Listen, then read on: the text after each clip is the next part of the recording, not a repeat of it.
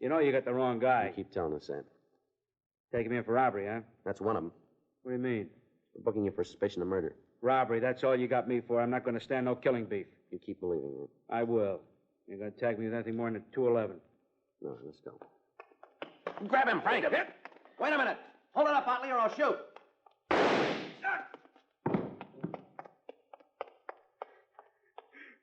Why did you kill me, cop? Why?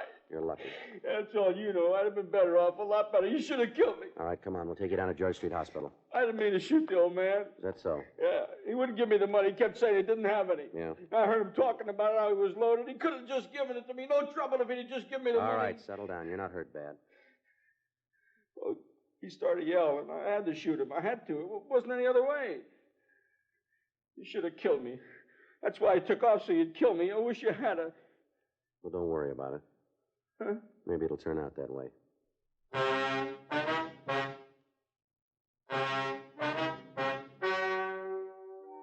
The story you've just heard is true. The names were changed to protect the innocent. On May 17th, trial was held in Department 98, Superior Court of the State of California, in and for the County of Los Angeles. In a moment, the results of that trial.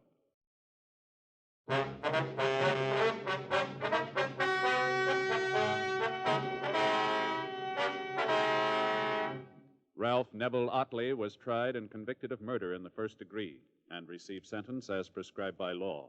The jury returned a recommendation of mercy, and the suspect was sentenced to life imprisonment at the state penitentiary, San Quentin, California.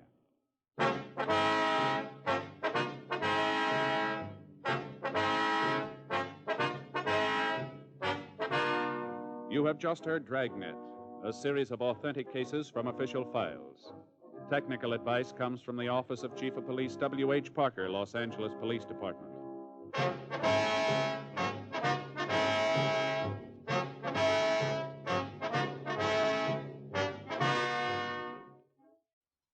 Welcome back. I enjoyed this one. This definitely had a really good whodunit feel to it. You know, some of the Dragnet episodes can veer a bit off the mystery idea, you know, to explore other aspects of police work. But here, it's just a really good, straightforward mystery. You do wonder how the defendant reacted to being given mercy, given his attempt to have Joe Friday kill him. Though maybe when he got into trial, he may have thought better of, you know, not wanting to be executed.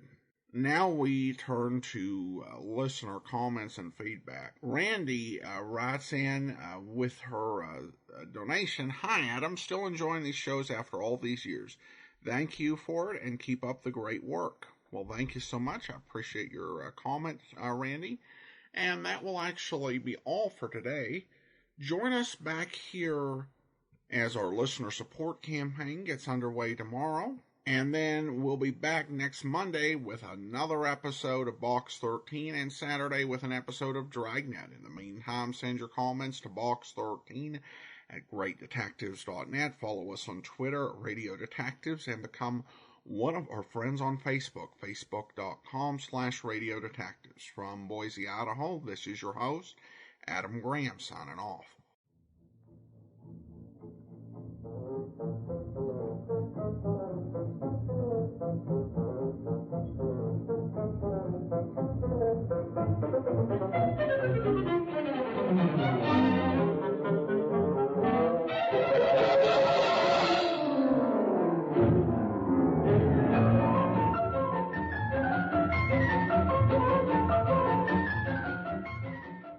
Welcome to the Great Detectives of Old Time Radio. From Boise, Idaho, this is your host, Adam Graham.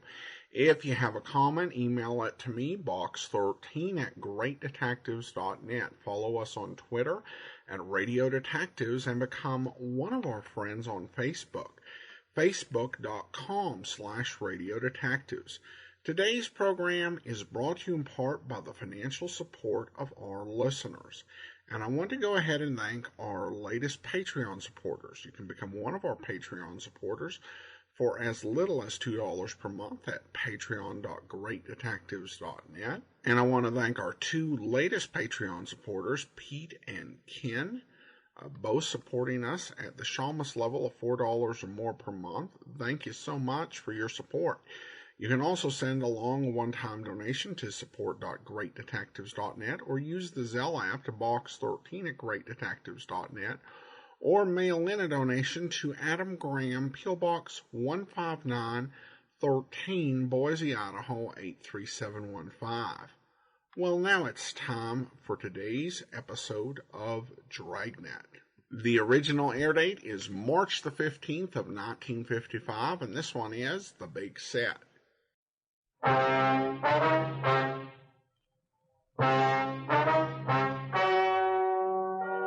Ladies and gentlemen, the story you are about to hear is true. The names have been changed to protect the innocent.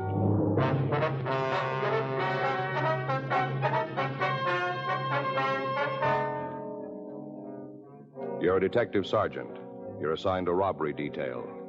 A pair of hold-up men have been operating in your city. You know their method of operation. You know what they look like. Your job? Get them.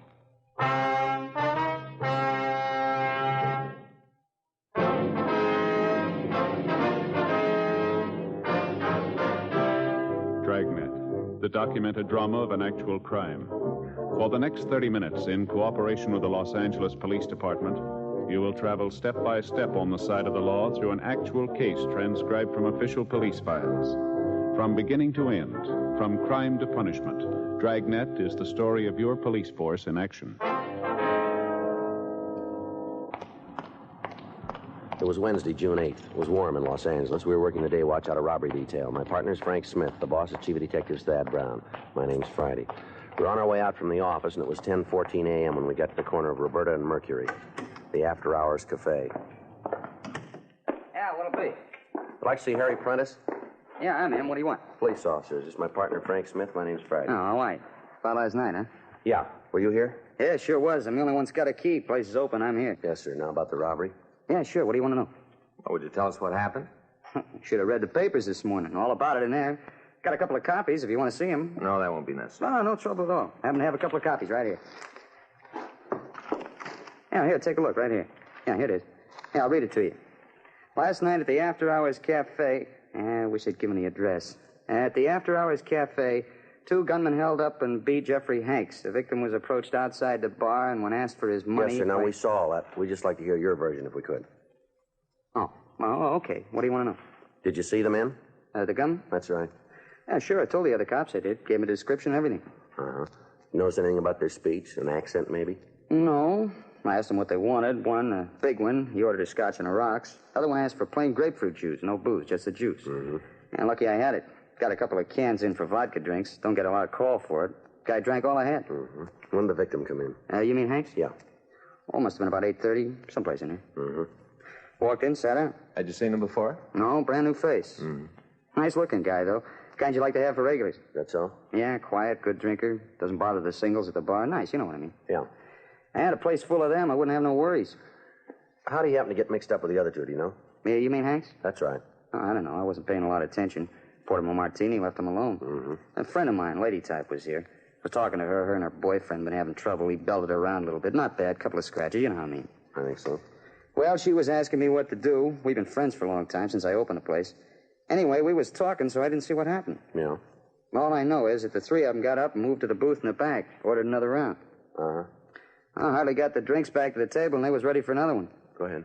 Kept running from the bar to their table for the next couple of hours. You hear anything they were saying? No, not much. The one who was drinking scotch, he got a little plastered, loud. Told him a couple of times to shut up. Said I'd have to 86 him if they didn't. Yeah. Kept it up, so I told him to leave. Didn't take it kindly. How do you mean that? I started to get rough, telling me that they didn't have to take no guff from a barkeep. Yeah. Well, I told him, the one drinking a grapefruit juice, I told him to get his friends out. And he says, we're not causing any trouble. And I said, that's the way I want to keep it. Uh-huh. So he said for me to leave him alone, and I said to the grapefruit, I said for him to leave right then. I don't want you in my place, I said. Yeah. Well, and so Scotch on the rocks, he said, tell his cat to go hide his head. Like that, he said it. And turned the bear loose. And I grabbed the both of them, threw them out through the door. O-U-T. Yeah. And I went back for the other guy, nice-looking one. He was pretty gassed by then, had about 8 martinis, asked him to leave, he did. Yeah. Did you have any trouble with him? No, sir, just asked, he walked out. Were the other two outside when he left? Yeah, standing on the sidewalk. I told him to shove off or I'd call the cops. Old Scotch and the rocks. He said for me to go soak my head. Well, I was going after him, but I figured it wouldn't do no good, so I came back inside. A couple of minutes later, the nice guy, Banks. Hanks. Oh, yeah. Yeah, well, he came in, all beat up, clothes torn, real mess. Yeah. Big cut right along here, forehead. Said he'd been robbed, wanted me to call the cops. Had you ever seen either of the two men before? You mean Scotch and the rocks and Griffin? That's right. No, never did. Why don't you take a look at this description, see if it's right. Here. Yeah, Right here. sure. Glad to help out. Yeah, that looks about right. Is there anything you can add to it? No, just a couple of guys. Nothing about 'em would stand out. Would you know him if you saw him again? Hard to say, you know what I mean. Yes, sir. A couple of guys came in and ordered a drink. Nothing special. Not sure I could point 'em out for you. Anybody'd forget 'em. Not quite. Huh? We won't.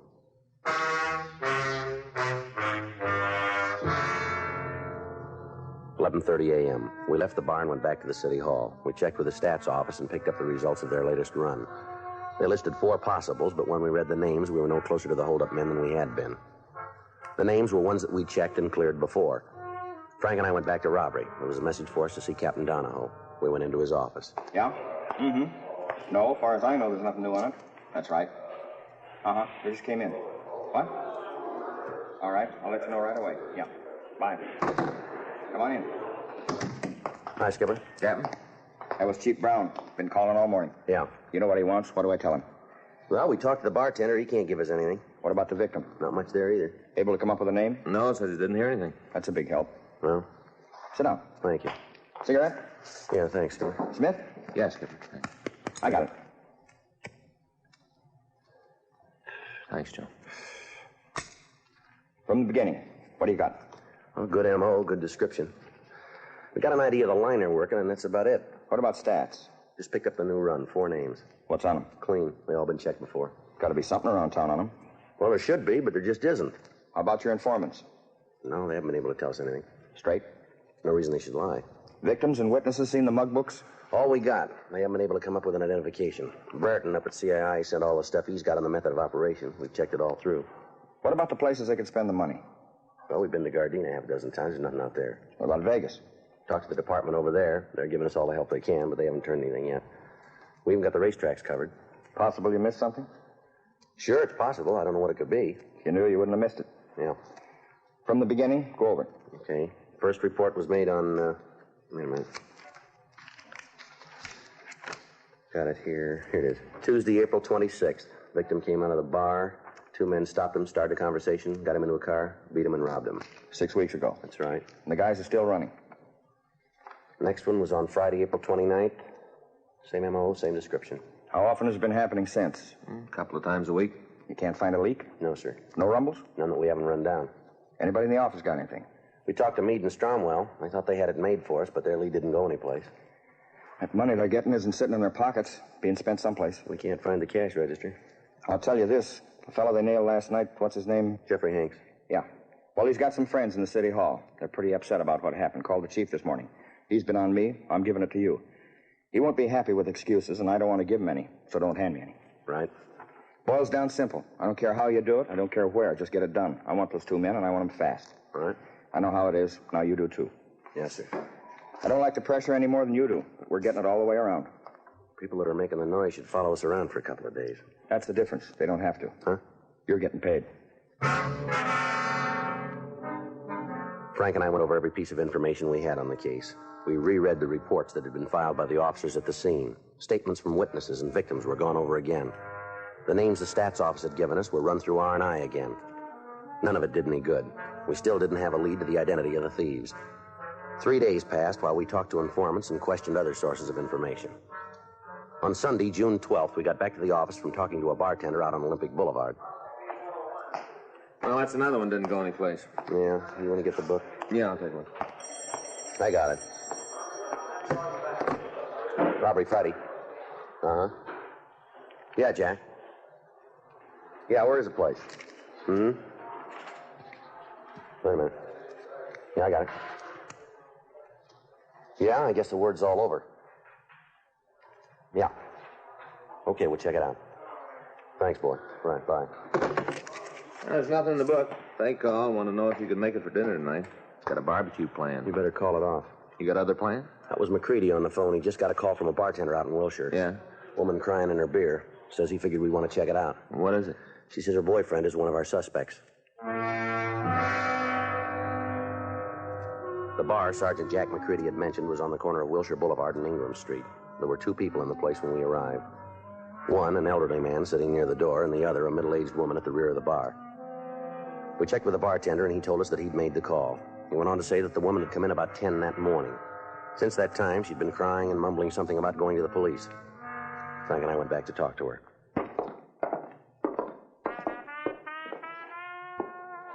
Yeah? You looking for something? I understand that you want to talk to the police. What's that got to do with you? Well, my name is Friday. This is my partner, Frank Smith. How you doing? You're cops, huh? What'd you want to see us about, lady? That bum Derwin, that's what it's about. Bum. That's his name, is it? Derwin? Yeah, real no good. Look what he done to me all the time, hitting me. I think we was married. All the time. What's his last name, do you know? Holbrook. Derwin Holbrook. You like to buy me a drink? I think you had enough of that, lady. Well, that's where you're wrong. You're supposed to show you don't know what you're talking about. And then you wanted to me at all, you haven't caught Derwin, none. What's he done? Hold-ups. Ma'am? Hold-ups. That's what he's done. All over town, old Derwin's been holding people up. So your husband? Me? Derwin's wife? That's right. That's real funny. No, that is. Me and Derwin married. I don't think I wouldn't do it. Not for a minute, don't think it. But it ain't true. Not at all. No, sir.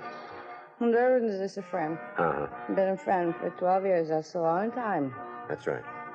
Been holding hands for 12 years. But we ain't married. You don't want to. Will you tell us about the holdups that he's been pulling? Been in all the papers. Well, you haven't read it? All the papers.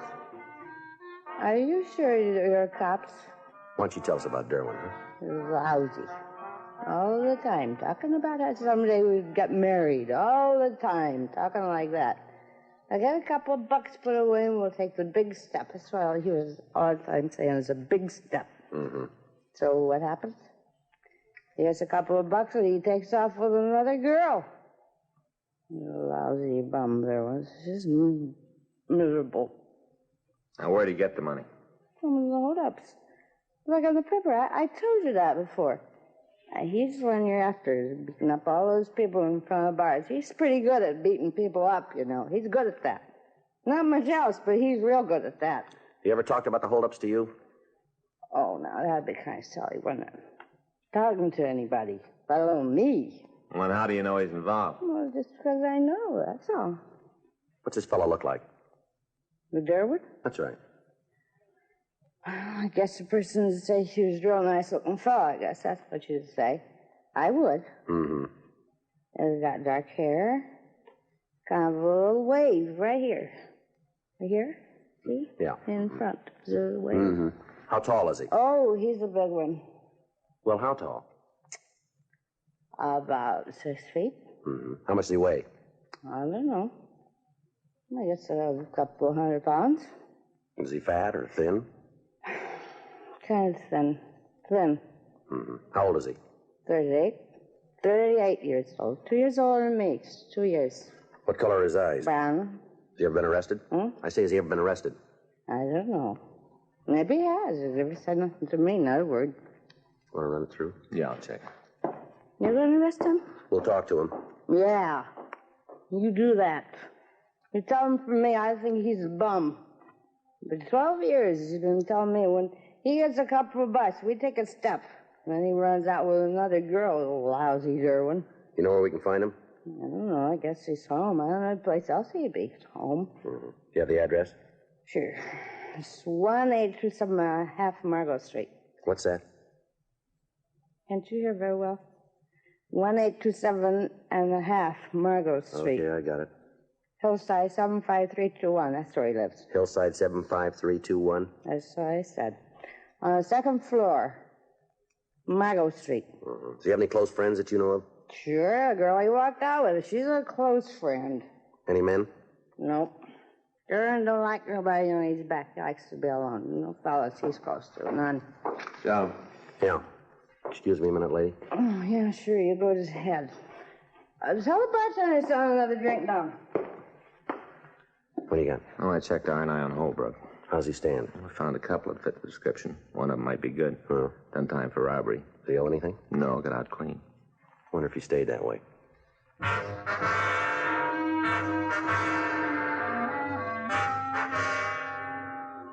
Frank and I left the bar and drove over to the Margot Street address. We checked with the landlady. She told us that Holbrook had moved in approximately 6 weeks before. She went on to say that he'd been behind in his rent, but that he'd paid what he owed and had given her the money for an additional 2 months.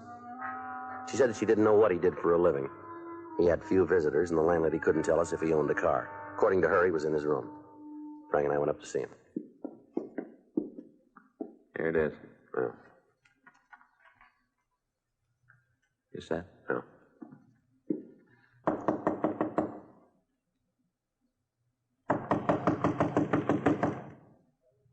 Who is it? Derwin Holbrook? Just a minute.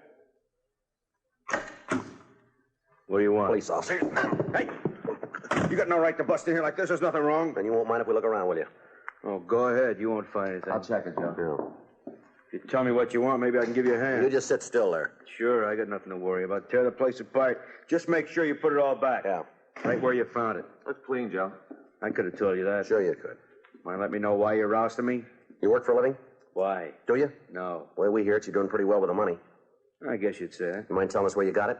Wise investment. That's it, huh? Sure. I read the financial page all the time. Couple of bucks here, couple more there. First thing you know, you're on your way to $1 million. Yeah, well, the way it came to us, you might have made the money the hard way. Whoever told you that's a liar. Is that so? Sure. I got a pretty good idea who's got the big mouth. Mm-hmm. Don't make any difference. You can't tag me for anything. Why don't you tell us? I will. You're beefing about the money. Well, you can't say I didn't make it from investments. I don't have to prove it. You do. Mm-hmm. You got to prove I didn't make it from investing. I think we might be able to.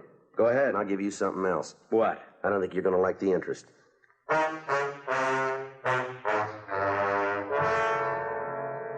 We took Derwin Holbrook back to the city hall and talked to him. For over an hour, he refused to admit any part in the holdups. We made arrangements for the victims to come down and see him. Witnesses were asked to special show-ups, but they failed to give us a positive identification. Holbrook's name came up on the overtime sheet, and he was released from custody. There was nothing we could do. Another week went by. Holbrook was kept under constant surveillance. Monday, June 20th, Frank and I were in the squad room. Friday? Smith? Yeah, Skipper, we're here. Hi, Captain. What do you got? Your boys did another job last night out in West L.A. We didn't see the reports. Just came in. Got a meeting with Lorma this afternoon. Be there. Homicide? Yeah. Victim died without regaining consciousness. Any description of the suspect? Enough to know it's the two fellows you're after. How's your hot suspect? What's his name? Holbrook? That's right. Be able to keep him this time? No, I don't think so. What's the matter? Report says the holdup took place at 10:15. Yeah? Holbrook was asleep at 9.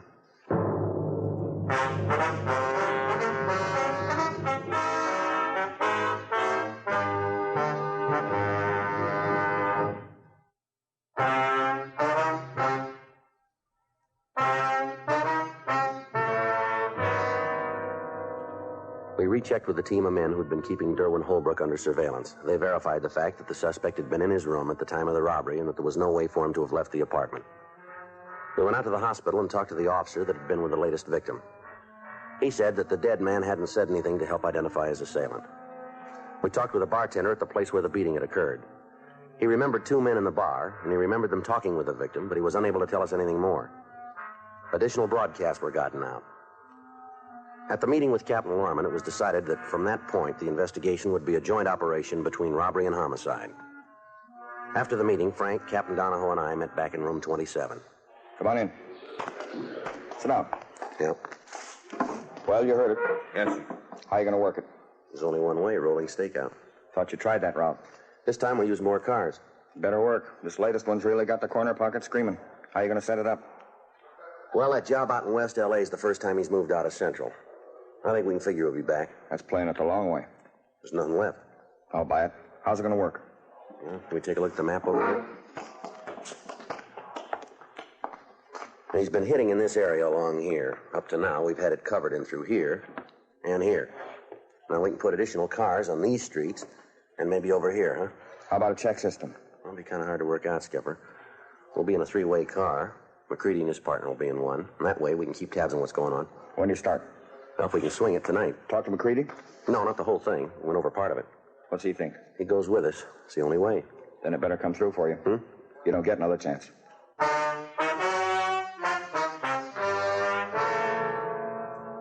At 7:20 that night, the rolling stakeout began. It continued for another week. Several arrests were made, but when the suspects were checked, they were ruled out as the ones that we were looking for. In the meantime, the hold-up men hit twice more in the area under surveillance. Bartenders started closing their places early. Pressure from citizens groups and newspapers got a little worse. Apparently, there was nothing we could do to stop the thieves. Tuesday, June 28th. We stopped for something to eat. That's going to be another long night. I hope we get something out of it. Yeah. Howdy, fellas. What'll it be? I'll have a couple of eggs over easy. I get it. And a side order of bacon. Oh, thank you. And how about you? That sounds good, Joe. I'll have the same. Only make my eggs straight up, will you? And I'll have a side order of ham. Righto. And 2 coffees. Will you bring them right away? Sure thing. I'll get them for you right now. Listen, I gotta get home. I'll have a cup of coffee. I'll drop you off. Wife's gonna be sore if I don't make it pretty quick. Well, let her be sore. That's the trouble with women today. All the time trying to run our lives. That's right. Have your coffee. We'll meet my friend. You'll like him. I don't feel so good. Maybe I ought to leave now. Look, you'll be all right. Just take it easy. Joe. Tall guy. Fits the description. Yeah. Looks like he might be setting one up. Let's check it. If your wife gives you any trouble, stay with us. Something you want?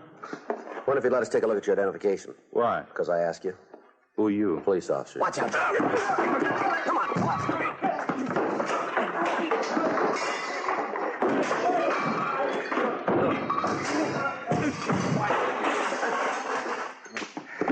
on. Come on. On your...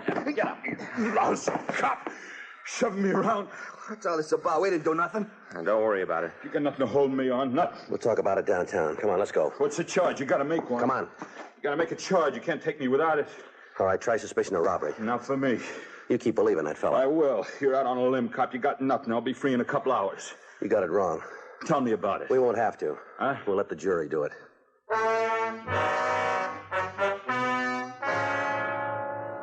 We took the suspect back to the city hall. He was identified as Emmett Noonan. He refused to admit any part in the holdups. He wouldn't tell us who the friend was that he'd mentioned to the intended victim.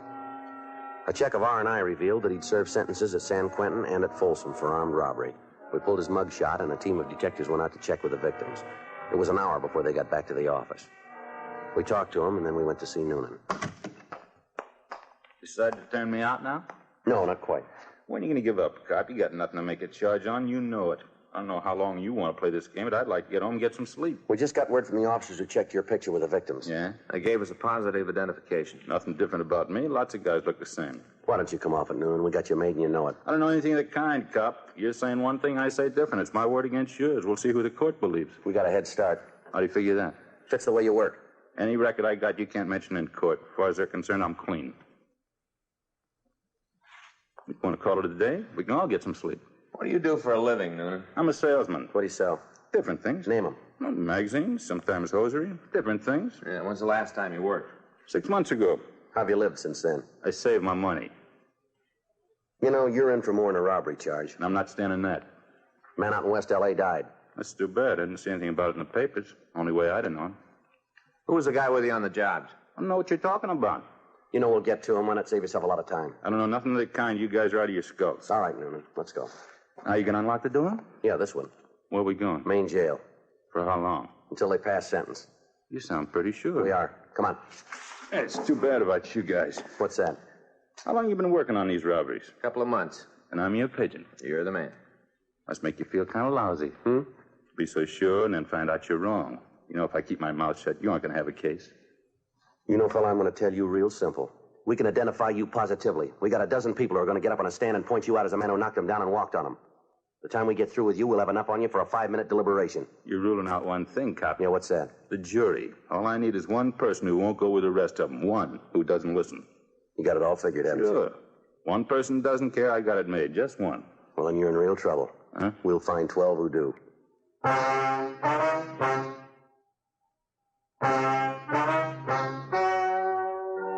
The story you've just heard is true. The names were changed to protect the innocent. On November 19th, trial was held in Department 98, Superior Court of the State of California, in and for the County of Los Angeles. In a moment, the results of that trial.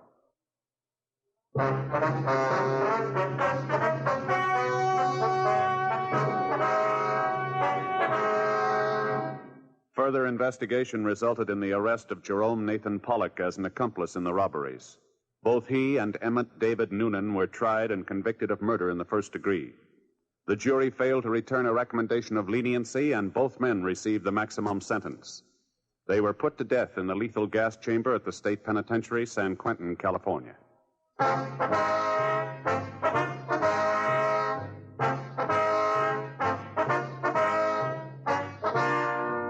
You have just heard Dragnet, a series of authentic cases from official files.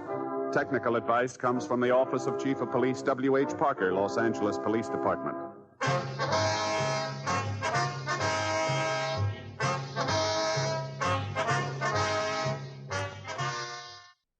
Welcome back. Well, typically in the 1950s series, somebody would cooperate and provide the police with information to assist. In this case, we meet a very cocky criminal who chooses not to. And that does not go well for him, which I think would be one of the messages the show was wanting to send. There are crimes that you can try and get juries to not care about. Muggings tend to be on the hard side in that regards, because nobody likes that or would tolerate it. I also want to go ahead and thank our Patreon supporter of the day. And I want to go ahead and thank Doc Pinko. Doc Pinko has been one of our Patreon supporters since May of 2019, currently supporting us at the Detective Sergeant level of $7.14 or more per month. Thank you so much for your support. Join us back here tomorrow. We're going to be celebrating 3,050 episodes with a special. And then on Monday, we'll be back with Box 13. Next Saturday, another episode of Dragnet. In the meantime, from Boise, Idaho, this is your host, Adam Graham, signing off.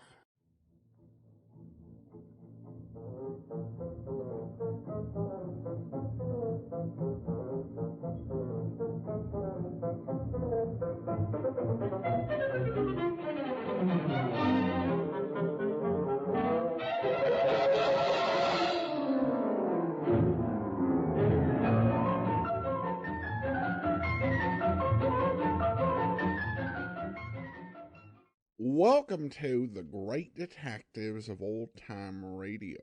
From Boise, Idaho, this is your host, Adam Graham. If you have a comment, email it to me, box13@greatdetectives.net. Follow us on Twitter at Radio Detectives and become one of our friends on Facebook, facebook.com/Radio Detectives. Today's program is brought to you by the financial support of our listeners. You can support the show on a one-time basis, support.greatdetectives.net, by using the Zelle app to box13@greatdetectives.net, or by mail to Adam Graham, P.O. Box 15913, that's P.O. Box 15913, Boise, Idaho 83715. And become one of our ongoing Patreon supporters for as little as $2 per month. Just go to patreon.greatdetectives.net. Well, now it's time for today's episode of Dragnet. The original air date, March 22nd, 1955, and the title is The Big Talk. Ladies and gentlemen, the story you are about to hear is true. The names have been changed to protect the innocent.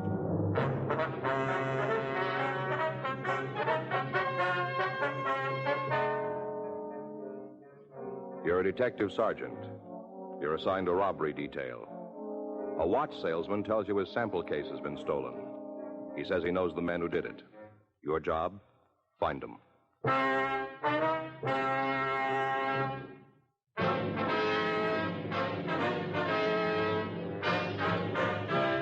Dragnet, the documented drama of an actual crime. For the next 30 minutes, in cooperation with the Los Angeles Police Department, you will travel step by step on the side of the law through an actual case transcribed from official police files. From beginning to end, from crime to punishment, Dragnet is the story of your police force in action. It was Tuesday, October 4th. It was cool in Los Angeles. We were working the day watch out of robbery detail. My partner's Frank Smith. The boss is Chief of Detectives Thad Brown. My name's Friday. We're on our way into the office, and it was 7:46 a.m. when we got to room 27A. Robbery. I'll check the book. All right. Anything for us? No. Say, took Faye to the movies last night. Well? Yeah, darn good double bill. Mystery and a comedy. Sure had me fooled. What? The mystery had me fooled. I never can figure out who done it. Yeah. It was this rich society girl. Mm-hmm. She lived in a penthouse, top floor, real modern kind of glass. Yeah. Mm-hmm. Well, they found her lying outside in the roof garden part, and the doors were all locked, and the police had to break them down to get in. As soon as they got in... Yes, sir. I'd like to report a robbery. Is this the right place? Yes, sir. You want to sit down? Oh, thanks. My name's Liggins, Russell Liggins. Could you spell it, please? Yeah, it's Liggins. Liggins. Mm-hmm. This is Frank Smith. My name's Friday. I'm pleased to meet you. How you doing? I suppose you tell us what happened, Mr. Liggins. Be okay to smoke? Sure, go ahead. You fellas care for a cigarette? Yeah, thank you. Here, I have a light. Frank? Thanks. Thank you. Well, it was my own fault to begin with. It just wasn't using my head. Uh-huh. The company ought to fire me. I wouldn't blame them if they did. What company is that? Sentinel Watch Company up in Seattle. I see. It's a new outfit. They import movements from Japan and put them in cases over here and wholesale them, you know? Mm-hmm. I'm one of their head salesmen. I came down for the Jewelers Convention. I see. The convention ended yesterday, and I was supposed to leave for home this morning, 9 o'clock plane. I guess I have to take a later flight now. Yes. Boy, of all the dumb stunts, practically handed in my sample case on a silver platter. That's Over so? 100 watches. Our best stuff. A lot of them in jeweled cases. Company wanted to make a good impression, you know? Mm-hmm. Where'd the robbery take place, Mr. Liggins? Front of the hotel. For all intents and purposes, that is. Which hotel is A that? Greystone. That's where I've been stopped. I see. Do you have any idea who robbed you? Best idea in the world. Yeah. Spent a couple of hours with him last night. Yeah? You see, what happened is this. Like I said, the convention was over yesterday and wound up about 5 o'clock in the afternoon. And, well, I had the whole evening ahead of me, nothing to do. Go ahead. I had dinner there at the hotel, a couple of drinks. Yeah. Stole too early to go to bed, so I thought I'd look the town over, you know? Mm-hmm. Stopped by Pershing Square and listened to those characters spouting off, and along about 10 o'clock, I headed back toward the Greystone. Passed the bar and decided to go in for a nightcap. Do you remember the name of the bar? No, I'm afraid not. It's just a couple blocks from the hotel, though. Had a nice little combo in there, played pretty good music. So I sat around for a while. Yeah. I guess I had a little too much to drink. Oh, I wasn't drunk or anything like that, but had my share. Mm-hmm. Must have been a little higher. I wouldn't have got started talking to a couple of strangers the way I did. Yeah. They were sitting next to me, these two fellows. We got to chatting, you know. Mm-hmm. It was about music at first. They seemed to be enjoying it. One thing led to another, and they bought me a drink, and then I had to pay them back, of course. Yes, sir. Asked me what line I was in. I told them I sold watches. Said I was in town for the jewelry convention. They took it real big, said that's why they were here, too. Claimed they had a jewelry store in Salt Lake City. They mentioned their names? Oh, sure. They introduced themselves, but it didn't sink in. Not their last names, anyhow. George and Paul. Yeah, that's all I can remember. Mm-hmm. What happened then? Well, they started complaining about the quality of the watches they'd been shown, said they hadn't seen anything worth buying.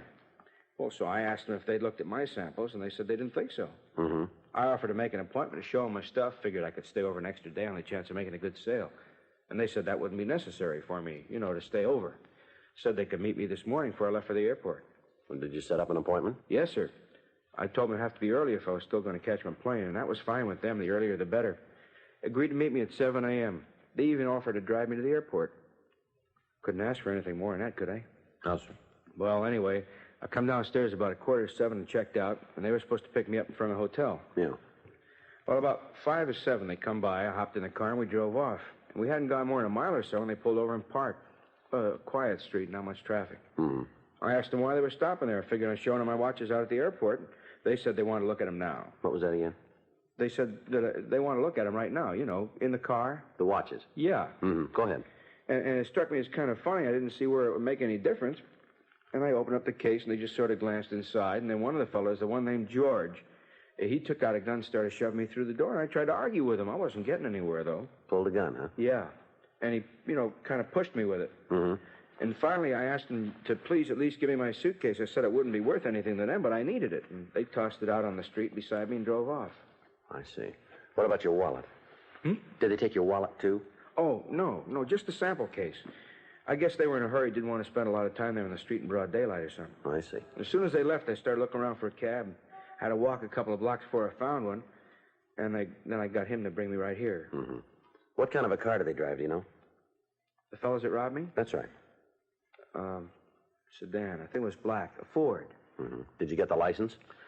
No, I didn't even think of trying that until after they were out of sight. Well, now, can you describe these men for us, please? Well, sure. Well, they were about 40, medium-sized. George had black hair. And the other fellow, he had sort of sandy hair, you know? I see. Any marks or scars? I don't think so. How were they dressed? Suits. Conservative. Blue or kind of gray, maybe. I'm not sure. Mm-hmm. Were they wearing the same clothes this morning? Well, no, I don't know. They had on top coats today. I see. Now, you said their names were George and Paul. Huh? Yeah, that's right. Anything else that might help us identify them? Gosh, I'm afraid not. Do you have a list of serial numbers from your watches? Well, yes. May we see it? It's in my wallet. Yeah, just a minute. There you go. Oh, thanks very much. I'll get out a circular, Joe. Okay. Is there anything else you want from me? Yes, sir. We'd like to have you show us the bar where you met these men. Well, no, sir, I'm not sure I can. A lot of bars in the neighborhood, and I didn't pay too much attention. Mm-hmm. You said they had a combo there? Yeah. Well, that ought to make it easier. Well, sure do my best. Yes, sir. I have to get my airline ticket changed, too. We'd appreciate it if you could stay over a couple of days. Oh? In case we turn them up, we'll need you to identify them. Well, there isn't much chance of that, is there? How do you mean? Well, the descriptions I gave you could be anybody. Yeah. Besides, the company will want me back on the job. That is, if they don't fire me for this. Well, you know, you aren't the only thing they'll want back. Huh? They'll want those watches, too. Frank and I checked the M.O. and the descriptions Russell Liggins had given us with the stats office. They came up with 11 possibles. We took the names to R&I and pulled the packages. Liggins was unable to identify any of the mug shots. 10:13 a.m., we cruised the vicinity of the Greystone Hotel looking for the bar where Liggins had first met the suspects. He told us the Green Hat Cafe on 6th Street seemed familiar, but he wasn't certain. We left him in the car and we went inside to interview the bartender. Look, you boys know me. I run a nice, clean place. Don't even cut the liquor. Yeah, sure. I ain't caused you no trouble. Why don't you lay off? Just a couple of questions for you.